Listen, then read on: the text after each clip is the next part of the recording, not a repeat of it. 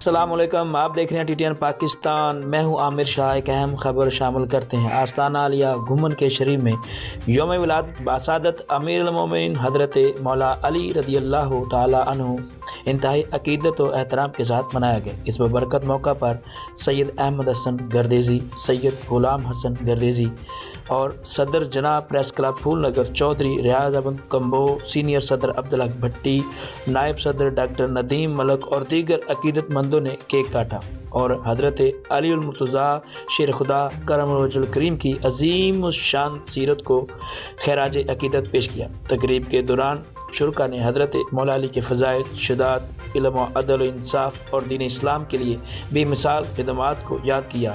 محفل میں درود و سلام پڑھا گیا اور ملک و قوم کی سلامتی کے لیے خصوصی دعائیں کی گئیں۔ اس موقع پر پیر سید احمد حسن شاہ گردیزی نے اپنے بیان میں کہا کہ حضرت مولا علی کی حیات مبارکہ اسلام کی عملی پیغام کی بہترین مثال ہے۔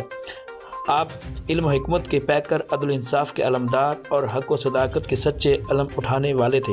آج کا دن ہمیں یہ سبق دیتا ہے کہ ہم اپنی زندگیوں میں حضرت علی کی تعلیمات کو اپنائیں، حق کا ساتھ دیں، مظلوم کی مدد کریں اور معاشرے میں بھائی چارے، محبت اور انصاف کو فروغ دیں۔ تقریب کے اختتام پر شرکا میں مٹھائی تقسیم کی گئی اور محفل دعائیہ کے ساتھ پروگرام کا اہتمام پذیر ہوا۔ ناظرین، دیکھتے رہیے TTN پاکستان۔ السلام علیکم۔